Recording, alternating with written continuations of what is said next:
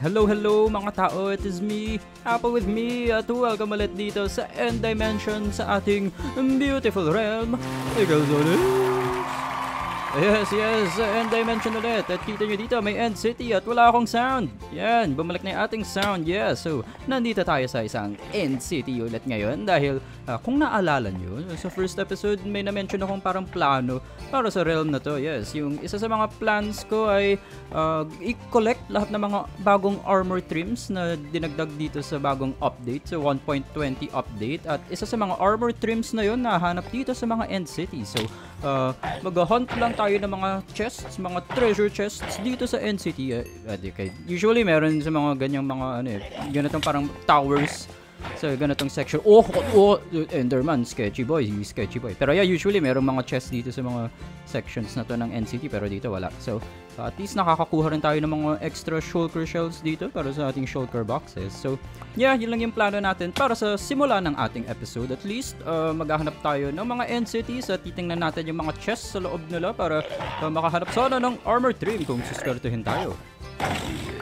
So dito sa una nating End City, wala namang super interesting na nangyari habang nag-explore ako. Except siguro itong part na to na munti ka na ata ako mapatay na tong Enderman na to. Look at that damage! Wow! So, buti na lang talaga lumulutang tayo dito kahit na naka-endgame gear and enchantments na tayo. Except sa chest armor pala natin dahil naka-elytra tayo. Pero yun nga, wala nang super interesting pang nangyari dito sa unang End City natin. Dito sa isa pang parang treasure room na to, sa chest na to. Wow! Ang daming basurang loot! Pero, syempre hindi natin kakalimutan yung end ship na nandito rin sa una nating Ancient City dahil merong super important loot na nandito sa ilalim lang ng end ship na to. Tanggalin lang natin yung nakabantay dito na shulker at makikita natin the elytra. So, check din natin yung loot sa chest at look at that! It is the armor trim na hinahanap natin dito sa mga End Cities at nahanap natin siya agad sa unang End City pa lang natin. Handa na nga ako mag-grind ng maraming End Cities para lang mahanap to, pero mukhang swerte tayo today!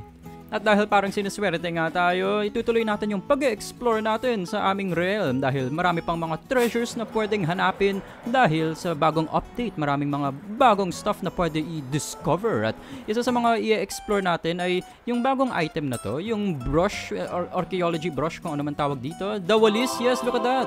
So para magamit natin itong walis natin, kailangan natin makahanap ng parang ganitong structures, mga parang ruins sila. Nahanap natin sila randomly lang sa mundo. At kailangan natin gamitin yung brush natin sa mga suspicious sand or suspicious gravel na nakikita sa mga ganitong klaseng structures. So, yung suspicious sand o gravel medyo mahirap sila makita dahil sobrang kamukha nila yung normal sand at gravel. Isang example ito, suspicious gravel yan sa gitna. Ito, yung block sa tabi niya, normal gravel lang. So, yun, nakita nyo, sobrang parang maliit lang yung difference nila. Yung suspicious gravel, meron siyang mas malalaking parang dark spots compared sa normal gravel. So, kung maghukay pa tayo dito, baka makahanap pa tayo ng iba pang suspicious gravel at kailangan maingat tayo sa paghuhukay natin. Ayun dahil minsan merong suspicious gravel sa ilalim ng normal gravel at kung basta-basta lang tayo naghuhukay ng mga gravel dito, baka masira natin. Ayun, isa pang suspicious gravel, yeah. So, kung gamitin lang natin yung brush natin dito hanggang sa ma-reveal yung treasure, mapupulot natin siya. Ito, nakapulot tayo ng pottery sherd, yes. So isang magandang tip dito kung naghahanap kayo ng mga parang ruins kung saan nyo magagamit yung mga brush nyo at makakahanap ng mga suspicious gravel ay kung nasa ocean kayo, gumamit kayo ng boat at gumamit kayo ng night vision potion para makita nyo yung, yung kitang-kita natin yung ilalim ng ocean na to at makikita natin yung mga iba't ibang structures, mga ruins at mga, look at this drown, yes, namigay siya ng trident, wow. So dito makakakita rin tayo minsan ng mga suspicious sand, hindi lang suspicious gravel. At ito isang example ng suspicious sand. So, yeah, yun nga, medyo kamukha niya talaga yung normal sand, no? So, kaya dapat maingat tayo sa paghuhukay natin dito. Minsan, hinuhula ko lang. Suspicious gravel ba to? Ewan ko, sobrang magkamukha sila. Pero yeah, nagpa-practice kami dito ng paggamit na aming brush paghahanap ng mga suspicious sand or suspicious gravel dahil isa sa mga plano namin para sa episode na to ay makahanap ng isang special treasure at para mahanap yung special treasure na yun, kailangan natin pumunta sa sa isang warm ocean biome dahil hindi natin siya mahanap sa ganitong klaseng ocean lang. Kailangan ng isang special ocean. Kaya nandito kami ngayon sa isang desert with friends. Yes, tingnan nyo kami. Wow, look at that. Bagong album cover na naman. Wow, okay. So, nandito kami sa desert dahil kita nyo merong warm ocean dito sa tabi niya lang. Yes, kita nyo yan. Oh. Warm ocean yan dahil meron siyang parang greenish tubig. Ewan kumpara dun sa ocean kung nasan tayo kanina. Hindi siya obvious kasi naka-night vision tayo ngayon. Pero, yung warm ocean din, nasa tabi siya usually ng mga ibang warm biomes tulad nga ng desert. So, ito, lumilipad na lang ako at naghahanap sana ng mga ruins, mga structures. Ang taas ng boses ko. And ito, ang lalim na ng ating boses dahil nakahanap tayo ng treasure map dito sa sunken ship na to. At yung mga kasama natin, tulad nitong dolphin na to na nakasandal dun sa fence post na yun. Yan, galing niya. Yung mga kasama natin, kita natin sila dito sa map. Naghahanap rin sila ng mga iba't ibang treasures at sana isang sniffer egg. So actually, medyo nahirapan ako sa paghahanap ng sniffer egg eh. Buti na lang yung kasama ko dito, tinuro niya yung ocean ruin na to dahil nakahanap na daw siya ng sniffer egg. Pero ako, gusto ko ng sarili ko. Tingnan nyo, puro basura na sa inventory ko. Walang kwenta, halos isang oras na ako umiikot-ikot dito sa ocean. So, tinuro niya tayo dito para dito ako maghahanap ng mga suspicious sand para sa sniffer egg. So maganda talaga tong ocean ruins na nahanap ng ating kasama si Puber dahil maraming suspicious sand dito at nilabas ko na rin yung aking trident dahil sobrang daming drowned dito. Tapos sobrang useful din yung ating water breathing potion para kaya natin magtagal sa ilalim ng tubig at magwalis-walis nang hindi kailangan tumataas. Kaya ito, naghuhukay rin ako ng mga sand dahil minsan nga sa ilalim nila merong suspicious sand tulad nito. Wow, tingnan nyo yan. Wow, dito rin sa ilalim. Wow, more suspicious sand. Walis-walis. Pero kung naghahanap kayo ng suspicious sand, kung naguhukay kayo ng sand, kailangan maingat din kayo dahil wow, yan, pwede niya masira yung suspicious sand tulad ng nagawa ko doon. And ito, nakatayo ako sa, oh boy, na-attack tayo. Yeah, attack with our walis, attack with the walis. Pero, yeah, paminsan-minsan nasisira ko rin talaga yung suspicious sand. At sayang kasi bawat suspicious sand na nahanap natin, chance yun for a sniffer egg. Pero dahil nga maraming suspicious sand dito, eventually, makakahanap tayo. What is that? Wow, look at that. Wow, so weird. Ano itsura niya? Wow, mukha siyang sniffer egg. Yes, ganyan itsura ng sniffer egg pag nakahanap na kayo. Hindi ko lang siya mapulot dahil dami akong napupulot ng basura. Pero, nakapulot na naman tayo. Wow, look at that. More basura. Pero yan, napulot na natin. Yung sniffer egg natin. Yes! At nung meron na ako sarili kong sniffer egg, bumalik na ako sa aking mga kasama. Pero tingnan nyo kung ano mangyayari dito. Wow, anong kalokohan to? May lumulutang na scaffolding dyan. At yung isa nating kasama, lumulutang lang siya dyan. Ano nangyayari? Para ako naglalag na ewan. Tapos, bigla lang gumalaw ulit lahat. Parang nag-freeze for some reason. Ano yun? At syempre, dahil meron tayong bagong item dito, yung sniffer egg natin, mag-experiment kami ng konti. Titingnan namin kung masisira siya, kung tumalong kami sa ibabaw niya, or kung tumayo kami sa ibabaw niya. Tulad ng turtle egg. Sana hindi siya masira. Look at that. Oh, look at that. Matibay siya. Yes. Hindi siya parang turtle egg na nasisira pag tumayo ko sa ibabaw niya. So, tingnan natin kung gaano katibay talaga to with this trident. Oh, wow. Yes. Hindi siya nasisira. Ito nga, test talaga natin yung limits nitong sniffer egg na to. Papatungan natin ng scaffolding at ito, bamboo boat. Yes. Lagyan natin ng boat sa ibabaw tapos tingnan natin kung sakyan natin yung boat na yan. Yeah, kaya ba? Oo, di siya nasisira kahit dalawang tao na sa ibabaw niya. Yes, ang galing. Lakas ng sniffer egg. And ito na tayo back sa base namin dito sa isang bagong building na di pa tapos. Isa siyang barn o farm na ginagawa ni Apple with You dahil nandito yung mga sniffer eggs namin ngayon. Dito namin sila ipapahatch para lumabas yung mga sniffers at linalagyan namin ng moss dito ngayon dahil kung ipatong nyo daw yung sniffer egg sa ibabaw ng moss, mas mabilis mag-hatch yung sniffer egg nyo. So yeah, yun yung ginagawa namin ngayon.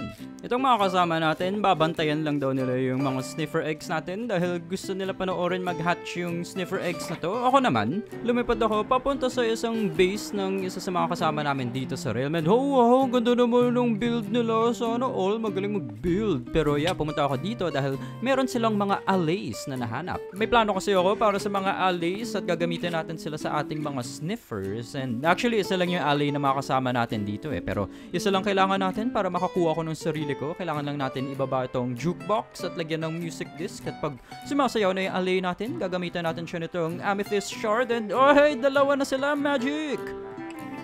At habang nandito tayo sa base ng ating mga kasama, kumukuha ng alley, nagsimula na daw mag-hatch yung mga sniffers. Kaya babalik tayo ngayon sa ating base. At para magawa natin yon, lilipad lang tayo pabalik. And sana sumunod yung ating alley. Yes, nasaan na siya? Yes, sunod. Ayan, yes. Nawalan tayo ng lead pero bahala na. Lilipad na lang tayo slowly para makasunod tong alley natin.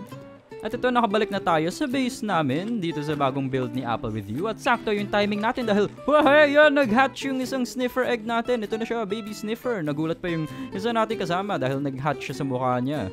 And nandito rin yung ating alley. Umabot siya dito sa base natin. Nag-play na rin ako ng music dito para makagawa tayo ng isa pang alley dito habang sumasayaw siya.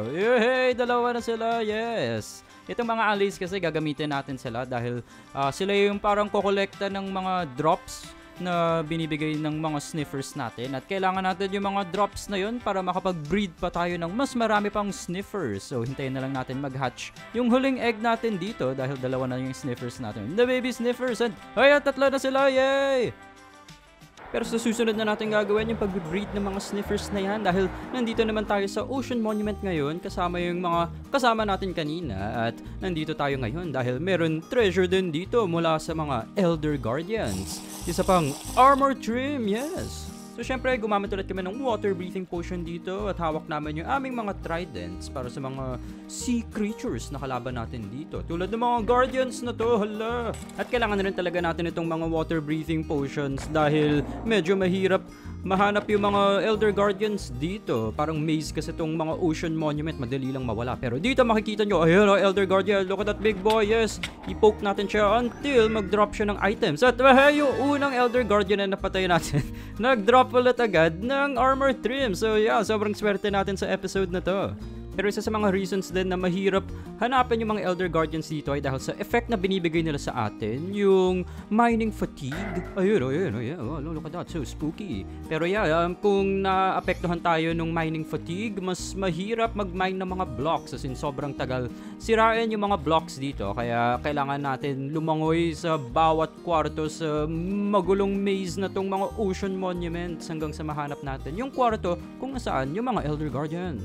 Isang example ng kwarto ng mga Elder Guardians ay dito sa may taas, sa may central area. Look at that big boy, naatakan na niya tayo. Yeah, pero merong tatlong areas sa Ocean Monuments kung saan makakahanap ng Elder Guardians. Ibig sabihin meron rin tatlong Elder Guardians lagi sa bawat Ocean Monument. And yeah, bawat Elder Guardian may chance na mag-drop ng armor trim. So after nung unang Ocean Monument na yun, umalis muna ako dahil nahanap ko tong village na to. At dito makikita nyo, wow, the effect ng mining fatigue, ang bagal mag-mine. Dapat instant mine yung mga grass block na yun dahil efficiency 4 shovel pa to. And ito, yung makikita nyo, ayan, instant mine na siya nung nawala na yung mining fatigue effect sa atin. So, kung gusto nyo tanggalin yung mining fatigue na yun, pwede naman kayo gumamit ng buckets of milk dito sa mga cows na to, or sa goat or whatever. Kuha lang kayo ng milk, tapos inumin nyo yung gatas na yun. Pero mag-ingat kayo dahil kung uminom kayo ng milk, mawawala rin yung potion effects nyo. So baka mawala yung water breathing effect nyo. So hindi rin basta-basta makakainom ng milk dahil ibabalik lang rin ng Elder Guardian yung mining fatigue effect basta buhay pa sila dyan sa Ocean Monument. So kailangan nyo talaga sila tanggalin muna bago kayo makakapag-inom ng gatas at mawala yung mining fatigue na yan. Yeah, medyo hassle talaga, Ocean Monuments. So nandito naman kami sa isa pang Ocean Monument ngayon, bagong Ocean Monument dahil minsan meron rin mga sponge rooms sa Ocean Monuments. Isa pang medyo parang treasure to dahil sobrang useful na to kung gusto nyo mag-drain ng maraming tubig, itong mga sponges. So iinom ako ng gatas dito para matanggal yung mining fatigue at yes, natanggal din yung ating water breathing. Pero yeah, i-insta-mine ko yung mga sponges na to gamit itong hoe ko. Pero yan nga, hindi lahat ng mga Ocean Monuments meron itong mga sponge rooms. Sa unang Ocean... what is that? Yeah.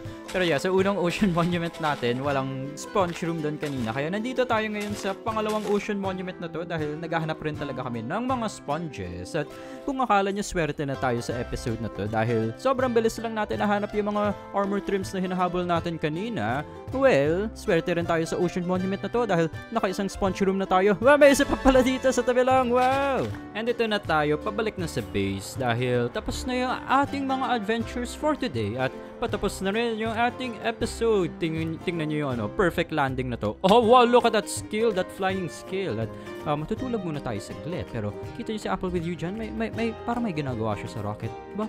Parang kinakain niya yung rocket. What is this? Ano yan? Ang galing. Wow, pwede pala yun.